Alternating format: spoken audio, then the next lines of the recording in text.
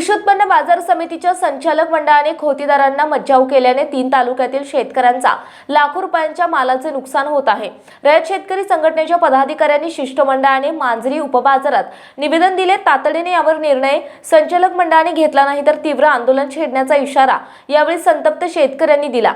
मांजरी उपबाजारामध्ये खोतीदारांना परवानगी देण्याबाबत संचालक मंडळ अनुकूल असताना सुदर्शन चौधरी विरोध करत असल्याने शेतकऱ्यांनी संचालकांचा निषेध व्यक्त केला। आमच्या रानातील माल काढण्या वाचून पडल्याने आमचे लाखो रुपयांचे नुकसान होण्याचा धोका निर्माण झाला। आम्हाला शेतात जनावरे सोडावी लागत आहेत।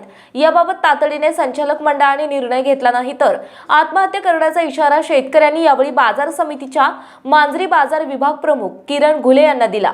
रयत शेतकरी संघटनेचे महाराष्ट्र प्रदेश अध्यक्ष रामदास कोतवाल यांच्या नेतृत्वाखाली शेतकऱ्यांनी मांजरी उपबाजारात शिष्टमंडळ घेऊन मागण्यांचे निवेदन दिले। यावेळी संचालक सुदर्शन चौधरी उपस्थित असताना त्यांनी शेतकऱ्यांचे म्हणणे ऐकून घेतले नाही। यावेळी रयत शेतकरी संघटनेचे उपाध्यक्ष रामदास पाटील बुवा कोतवाल, पश्चिम महाराष्ट्र उपाध्यक्ष हेमंत चौधरी, पुणे जिल्हा उपाध्यक्ष संतोष महाडिक, पुणे जिल्हा अध्यक्ष पोपटराव महाडिक, पुणे जिल्हा सरचिटणीस टीके महाडिक, महिला अध्यक्ष कल्पना गव्हाणे पाटील, संपर्क प्रमुख शिरूर हवेली भानुदास शिंदे, हवेली तालुका उपाध्यक्ष आप्पा घोलप यांच्यासह शेतकरी माजी सरपंच सचिन तुपे, यशवंत कारखान्याचे माजी संचालक महादेव धुमाळ, मंदार धुमाळ, माऊली माथेफोड, विलास जवळकर, शेखर काळभोर, लालू शेठ चावट, उपसरपंच गोकुळ ताम्हाणे, हनुमंत काळभोर, सूर्यकांत काळभोर, पोपट खेडेकर, विठ्ठल खेडेकर, अमृत काळभोर, नाना रुपणवर, आकाश गव्हाणे, आनंद काळभोर, दशरथ सातव, राजेंद्र खेडेकर, रामदास चौधरी, प्रदीप तावरे, दत्तात्रय काळभोर, बाळू काळभोर, यशवंत कानकाटे यांच्यासह असंख्य शेतकरी उपस्थित होते। आमच्या कुटुंबात व्यक्ती आजारी आहेत, मजूर मिळत नाही, संचालक सुदर्शन चौधरी व्यापारी पाठवतो माल काढायला म्हणतात आणि फोन उचलत नाही। शेतातील माल काढणे अवघड झाले आहे। खोतीदार व्यापारी आम्हाला योग्य मोबदला देऊन वेळेवर माल काढतात। प्रशासनाने केवळ एका संचालकाच्या हट्टापायी खोतीदार व्यापाऱ्यांना मांजरी उपबाजारात मज्जाव केल्याने 3 तालुक्यातील शेतकऱ्यांचे नुकसान होत आहे। तातडीने संचालक मंडळाबरोबर शेतकऱ्यांची मीटिंग घ्यावी आणि या निर्णयाचा फेरविचार करून खोतीदार व्यापाऱ्यांना परवानगी द्यावी अशी आग्रही मागणी यावेळी शेतकऱ्यांनी केली। रयत शेतकरी संघटनेचे पदाधिकारी आणि शेतकऱ्यांच्या शिष्टमंडळाने बाजार समितीत प्रवेश केला। यावेळी संचालक सुदर्शन चौधरी तेथे होते। त्यांनी शेतकऱ्यांशी चर्चा केली नाही, कार्यालयातून पळ काढला आणि मार्केटमध्ये जाऊन सर्व कामगार, ड्रायव्हर, छोटे शेतकरी गोळा करून कार्यालयासमोर घोषणा देण्यास सांगितले। काही काळ येथील वातावरण संतप्त झाले होते, परंतु पोलिसांच्या हस्तक्षेपामुळे वातावरण निवळे। संचालक सर्व शेतकऱ्यांचे प्रतिनिधी असताना शेतकऱ्यांमध्ये वाद होतील असे का वागत आहेत असा आरोप शेतकरी संदीप काळभोर यांनी केला। या संदर्भात प्रतिक्रिया घेण्यासाठी संचालक सुदर्शन चौधरी यांच्याशी संपर्क साधला असता त्यांनी फोन घेतला नाही। संचालक मंडळाने खोतीदारांना मज्जाव केल्याने खोतीदार संघटनेचे बाळासाहेब भिसे 26 जानेवारी पासून आमरण उपोषण करणार असून याबाबत त्यांनी मुख्यमंत्री, उपमुख्यमंत्री आणि जिल्हाधिकाऱ्यांना पत्र दिले आहे। रयत शेतकरी संघटनेच्या वतीने 28 जानेवारी रोजी मांजरी उपबाजारात प्रवेशद्वारावर तीव्र आंदोलन करण्याचा इशारा प्रदेशाध्यक्ष रामदास कोतवाल यांनी दिला आहे।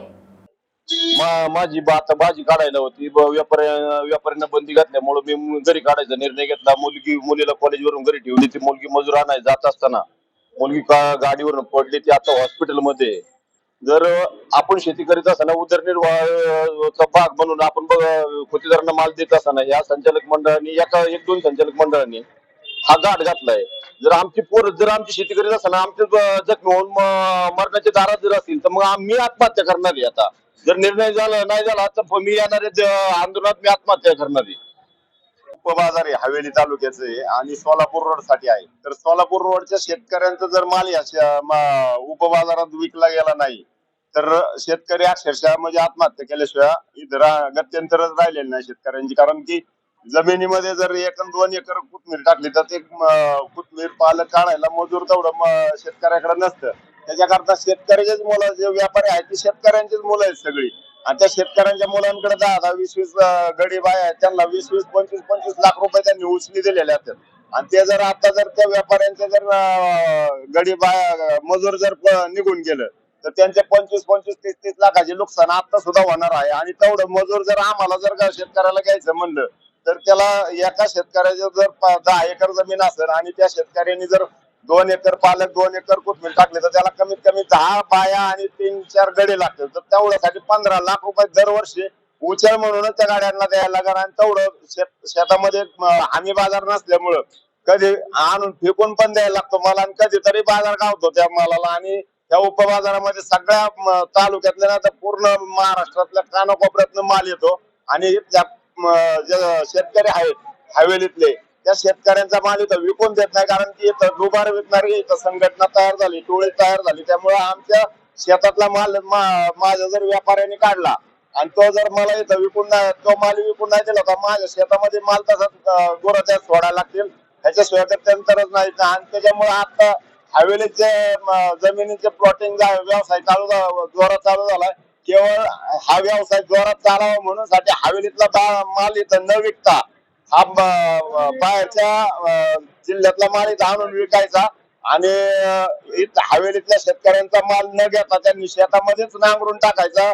शेतामध्ये त्यांना मजूर भेटत नाही. मजूर घ्यायचा म्हणलं तर 5-5 लाख रुपये उचली द्यायला लागतात. आणि त्याच्यामुळे का विकल्याशिवाय पर्याय नाही. आणि विकणाऱ्या टोळ्या सुद्धा यांच्याकडे लगेच तयार आहेत.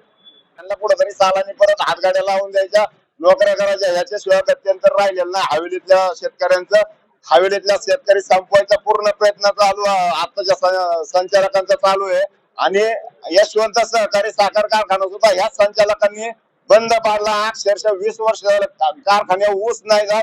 कारखाना बंद झाल्यामुळे आम्हाला तर पर्यायच नाही, कारण आमच्या शेतातला ऊस कुठलाच कारखाना नेत नाही. कारण कुठला कारखाना इथं यायचा म्हणलं तर त्याच्या आम्हाला दारात तिकडे पार बारामतीला जायला लागेल, शिरूरला जायला लागेल आमचा ऊस न्या म्हणून. त्याकरता आम्ही ऊस लावित नाही, शेतामध्ये पालेभाज्या करतो. आम्हाला मार्केट जवळ आहे. आमचा माल या ठिकाणी सिटी शहराला लगत असल्यामुळे आमचा माल लगेच खपू शकतो. आमच्याकडे तर पर्याय नाही. बाहेरच्या जिल्ह्यामध्ये भरपूर कारखाने, सगळे कारखाने सगळे चालू आहे. फक्त यशवंत बंद पाडला.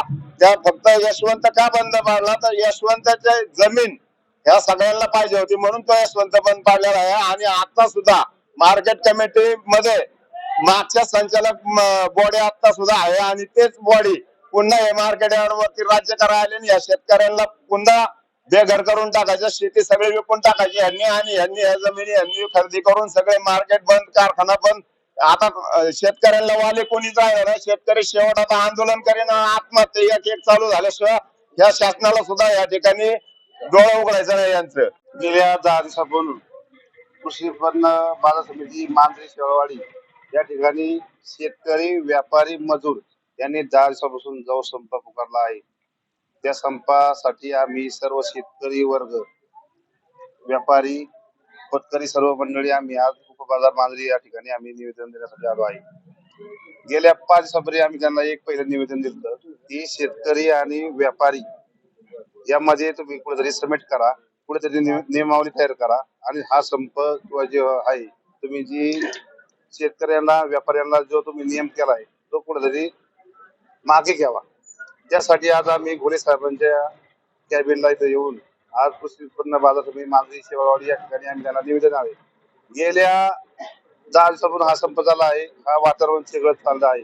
आता आम्ही निवेदन दिलं आहे त्यांना. 28 तारखेला आम्ही शेवटची आंदोलनाची दिशा व्यक्त केली आहे. त्यांनी 2 दिवसात निर्णय नाही केला तर शेतकरी हजारोच्या संख्येने मांजरी या ठिकाणी आम्ही घेऊन मोठं आंदोलन छेडणार आहे.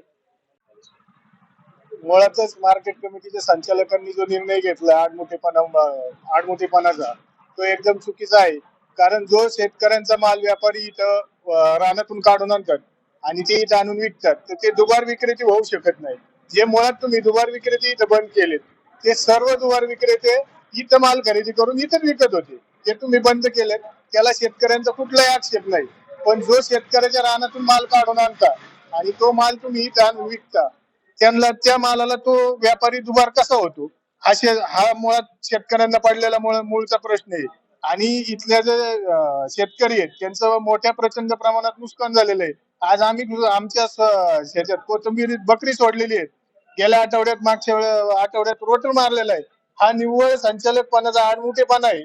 त्यामुळे हे शेतकऱ्यांचं नुकसान झालेलं आहे.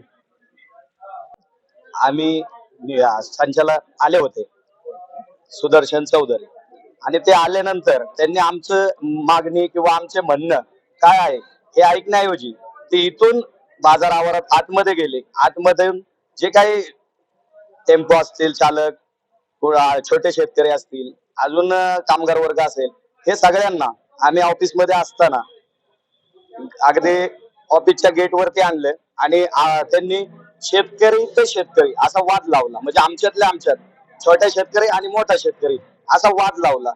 त्यांना आमची अशी एक इच्छा होती की त्यांनी आमच्याशी काहीतरी चर्चा करावी. गेले 3-4 महिने ते छोट्या शेतकऱ्यांशी बोलत होते की बाबा त्यांचं म्हणणं काय आहे ते त्यांनी ऐकलं. ठीक आहे, तुम्ही त्यांच्यासाठी चांगलं काम करताय, पण आमच्या मोठ्या शेतकऱ्यांसाठी सुद्धा त्यांनी आमच्या 2 गोष्टी ऐकायला पाहिजे होत्या. एवढीच आमची विनंती होती. पण त्यांनी त्या गोष्टी ऐकण्याऐवजी एक आमच्यात वाद निर्माण केला आणि एक चिघळून दिलं की हे प्रकरण असं चिघळवलं की छोट्या शेतकऱ्याला आमच्या विरोधात घोषणा द्यायला लावल्या. म्हणजे मी खोतकरी असेल हा विषय मी सोडून देतो, पण मुळात एक शेतकरी, माझी 5-6 एकर क्षेत्र आहे, पण ते इथं 5-6 एकर वाल्यांचं मार्केट नाही, 3 एकर वाल्यांचं, ही अशी समज घालून छोट्या शेतकऱ्यांना खरंच म्हणजे चुकीचा संदेश देऊन वाद तयार केलाय, चिघळवलाय. निवेदन आलेलं आहे शेतकऱ्यांचं. वरती सचिव साहेबांसंग, चेअरमन साहेबांसंग चर्चा करून मग त्यांचा जो निर्णय असेल ते मी कळवीन तुम्हाला. तर त्यानंतर आपण वरती बी चर्चा करून नंतर ते निर्णय घेतले की नंतर मी तुम्हाला कळवतो. पुण्याच्या पूर्व भागातील 1938 पासून ग्राहकांना गुणवत्ता व सेवेची हमी असलेले अग्रवाल स्वीट्स म्हणजे नुसती परंपरा नाही तर चोखंदळ खवयांसाठी मेजवानी आहे. स्वर्गीय मुन्नालाल अग्रवाल यांच्या प्रदीर्घ वारसा सांभाळत अग्रवाल कुटुंबियांनी स्वीट्समध्ये ग्राहकांची गरज ओळखून अस्सल तुपातील पदार्थ आणि तत्पर सेवेचा वारसा जपत फूड क्षेत्रात नावलौकिक मिळवला आहे. हडपसर गाडीतळ व आकाशवाणी रविदर्शन येथील अग्रवाल स्वीट्सच्या शाखेला नक्की भेट द्या.